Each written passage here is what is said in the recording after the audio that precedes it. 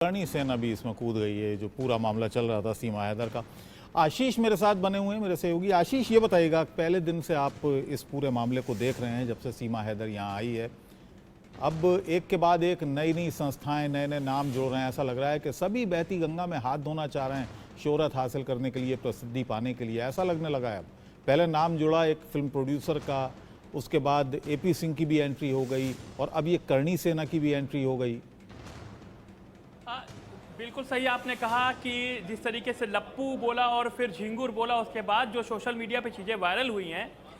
लेकिन सवाल ये है कि जिस तरीके से करणी सेना कूदी है और मिथिलेश भाटी जी का समर्थन कर रही है, मिथिलेश भाटी जी को हम लोगों ने भी यही राय दी थी। आपको याद होगा अबुल भाई कि जब वो हमारे स्टूडियो में आई थी, हमने उनसे बात की थी। जो बॉडी शेमिंग के बाद जो अब उठ रही है, वो 10 दिन पहले ही हमने उनको समझाया था कि आप जिन शब्दों का इस्तेमाल कर रही हैं वो बॉडी शेमिंग के दायरे में आता है। अब वो कह रही है कि बॉडी शेमिंग मुझे पता ही नहीं है। सचिन के लिए जो उन्होंने अपशब्द कहे हैं, अब वो कह रही है ये अपशब्द नहीं है, गांव की भाषा है। लेकिन उस टाइम तो वो बहुत अच्छी तरीके से समझ रही थी, बॉडी शेमिंग का जवाब दे रही थी अच्छी तरीके से। अब ये मामला बढ़ चुका है, जबकि 10 दिन पहले ही हमने चेताया था कि ये कहना ठीक नहीं है, ये किसी का मानहानि हो सकता है। धीरे धीरे करके मामला उठा और AP सिंह ने उनको नोटिस भेज दिया।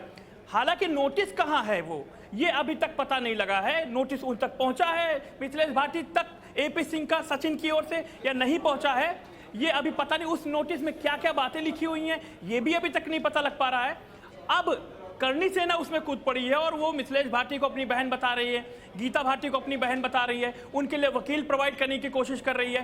परसों एक पंचायत हुई थी जिसमें मिथिलेश भाटी और गीता भाटी के घर पर 10 वकील दिल्ली हाई कोर्ट के पहुंचे और तमाम इधर जो और वकील हैं वो भी पहुंचे, हिंदू संगठन उनके समर्थन में पहुंचे। लेकिन ये समर्थन जुटाने की जो कोशिश दोनों तरफ से चल रही है, चाहे वो सीमा की तरफ के गुट के लोग या कहते हैं कुछ लोग हैं उनको सपोर्ट कर रहे हैं, सोशल मीडिया पे सपोर्ट कर रहे हैं। भाटी जो भाभियां हैं दोनों, जो मिथिलेश भाटी हो चाहे गीता भाटी हो, दोनों रबुपुरा में म्याना गांव में रहती हैं, उन्हीं के पड़ोसी गांव की बात है ये। वहां भी लोग समर्थन जुटाने, जो सोशल मीडिया पर और जो समर्थन जुटाने की जो बात चल रही है, एक गुट कह रहा पाकिस्तान भेज दो सीमा को, एक गुट कह रहा कि यही रहने दो, एक लोग मतलब एक वर्ग कह रहा है ये। ऐसे में जब क्लीन चिट अगर मिलेगी तभी कुछ कहा जा सकता है। अभी स्टेटस क्या है केस का, पूरे स्टेटस क्या है? अभी लोग जो भी कह रहे हैं उनको कहने दीजिए, लेकिन कानून अपने तरीके से चलेगा। अभी जो स्टेटस है सीमा हैदर को लेकर, जो एजेंसीज हैं, जो कोर्ट में केस है, उसका स्टेटस क्या है? उसका स्टेटस अभी पेंडिंग ही है, क्योंकि जब तक क्लीन चिट नहीं आ जाती, जांच एजेंसियां जांच कर रही हैं। अभी जैसे आप पिछले दिनों जो खबर आई कि IB और रॉ जैसी एजेंसियां भी जांच कर ली उन्होंने, लेकिन खुलकर कोई बात सामने नहीं आ रही। ना ही कोई नेता, बड़ा मंत्री या फिर कोई अधिकारी इस मामले पे कुछ कहने के लिए तैयार है। सूत्रों के हवाले से हालांकि खबर है कि सीमा हैदर जासूस नहीं पाई गई हैं।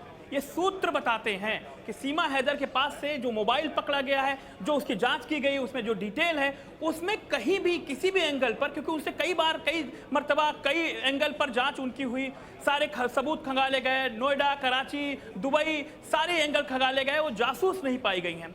मैं उनके गांव गया, उनके घर गया, उनके घर पर जो पुलिस सादी वर्दी में लगी हुई है, वो उनकी सुरक्षा में 12-12 घंटे की ड्यूटी उनकी लगी हुई है।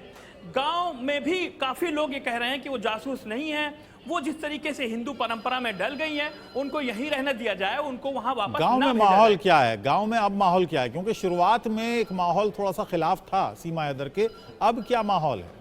देखिए, जिस तरीके से मैं अभी 14 अगस्त को ही उनके घर गया था, तो मैंने देखा कि उनकी गली में अभी भी लोग आ रहे हैं, पहुंच रहे हैं, सामान लेकर कुछ लोग आ रहे हैं, कुछ लोग साड़ी लेकर आ रहे हैं, कुछ लोग घी के डिब्बे लेके आ रहे हैं, दूर दूर से आ रहे हैं, कोई दही लेके आ रहा है, कुछ लोग उनके लिए कपड़े लेके आ रहे हैं, उनके बच्चों के कपड़े बच्चों के लिए कपड़े। गली में भी अभी भी कुछ लोग मोटरसाइकिल सवार आते हैं, जिसमें लड़की है, वो भाभी को देखना चाहते हैं जो पाकिस्तान से आई हुई हैं। पुलिस वाले जब भी उनको लगता है कि वो बाहर आए, उनको भगाते हैं कि हटो यहाँ से जाओ।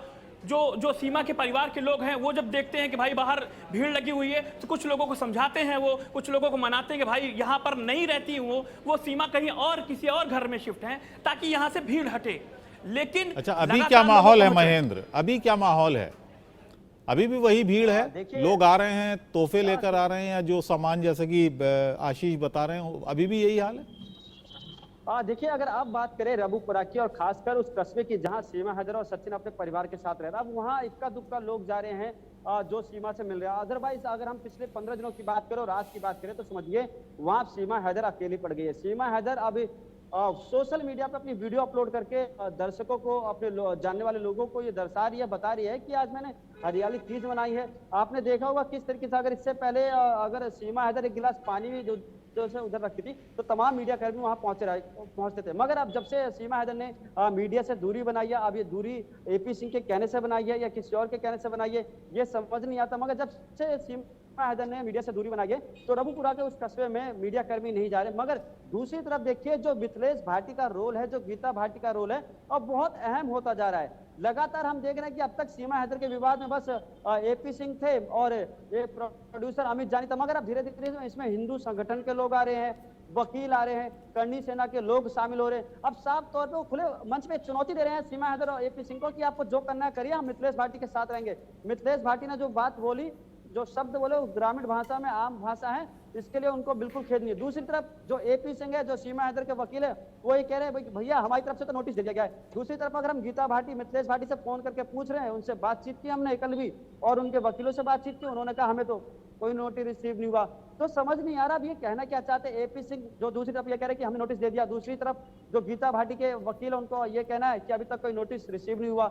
अब तीसरी तरफ जो करनी सेना की कमी थी वो भी आके बीच में कूद गया, उन्होंने कहा है कि इन 1-2 दिनों में हम भी रबुपुरा जाएंगे। तो सोचिए जब करनी सेना रबुपुरा जाएगी तो वहां फिर एक बार माहौल बनेगा, फिर एक बार चीजें हाईलाइट होंगी, फिर एक बार लेकर सीमा को लेकर कहीं ऐसा ना हो कोई आपत्तिजनक विवाद बयान दे दिया जाए या किसी तरह का माहौल खराब करने की कोशिश किया जाए। क्योंकि देखिए, जब मिथिलेश भाटी के हम घर जाते हैं, रबुपुरा जाते हैं, तो वो कस्बा ज्यादा बड़ा नहीं है, वहां मेरे ख्याल से बहुत छोटा गांव है। तो वहां ये कहा जाता है कि बीच में कुछ लोग हैं जो गांव का माहौल खराब करना चाहते हैं, जो किसी संगठन से जुड़े हैं। वो जो सीमा हैदर और जो मिथिलेश भाटी, उसके बीच में कुछ जो गैपिंग होती है, ऐसे शब्दों का तोड़ मरोड़ के पेश करते हैं कि देखिए आपके समाज के खिलाफ जो गीता भाटी ऐसे बोल रही है और गीता भाटी से ये कहते हैं कि मीणा समाज के लोग आपके खिलाफ ऐसे बोले हैं। तो मामला लगातार बढ़ता ही जा रहा है। हमें लगा था कि अच्छा, इस बीच ये बताइए महेंद्र, इस बीच परिवार में कोई ऐसा कमाने वाला भी नहीं है, क्योंकि ये जाहिर है नौकरी पे नहीं जा पा रहा होगा सचिन मीणा, कहीं काम करने नहीं जा पा रहा होगा, पिता कितना कमाते हैं, घर परिवार कैसे चल रहा है? देखिए, अगर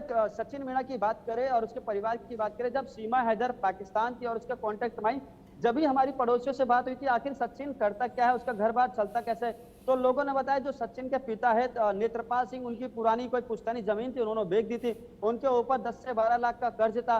जिसके बाद जो गांव के लोग बता रहे कि सचिन के परिवार के ऊपर 10 से 12 लाख का कर्ज था और जिसमें सचिन की जो नौकरी थी वो भी छूट गई थी। जब पता चला लोगों को कि भाई जो सीमा हैदर है वो पाकिस्तान से आई है और सचिन के साथ रह रही है, तो लोगों ने डर के मारे सचिन को अपने घर से निकाल दिया। लोगों का कहना है कि उनके घर पे जो अनाज नहीं होता था, खाने के मोहताज हो जाते थे।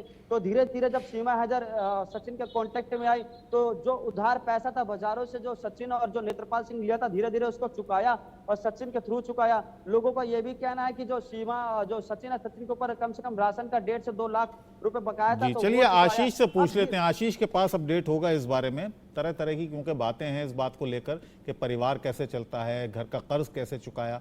आशीष, आप बताइएगा किस तरह से चल रहा है परिवार, और ये जो बात आ रही है कि घर का कर्ज चुकाया, कुछ लोगों का कहना है कि सीमा जो पैसा लेकर आई थी उससे घर का कर्ज चुकाया, कुछ लोगों का ये भी कहना है कि जो जमीनें थी वो बेची उसके बाद घर का कर्ज चुकाया। ये पूरी कहानी क्या है?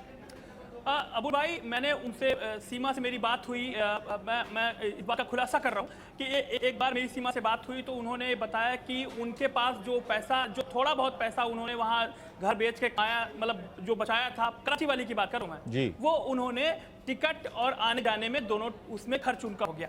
यहाँ पर उन्होंने एक भी पैसा न घर की मदद में दिया है, क्योंकि उनका कहना है कि मेरे पास पैसा बचा ही नहीं था, मैं जिस तरीके से यहाँ 4 बच्चों को लेके आई हूँ मैं ही जानती हूँ। अब घर खर्च कैसे चल रहा है, देखिए नेत्रपाल के भाई भी हैं, ये बड़ा पूरा परिवार है।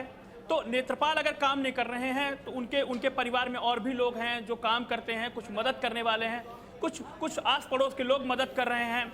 इसके अलावा जो उनका सोशल मीडिया जो अकाउंट एपी सिंह ने अभी जब 14 तारीख को उनको घर गया था, 13 अगस्त को घर गए थे, तो उन्होंने एक QR कोड जारी किया और कहा कि यही, क्योंकि बहुत सारे फर्जी अकाउंट सीमा हैदर के बन चुके हैं, लेकिन सही जो अकाउंट है वहीं से कुछ पैसा आ जाता होगा।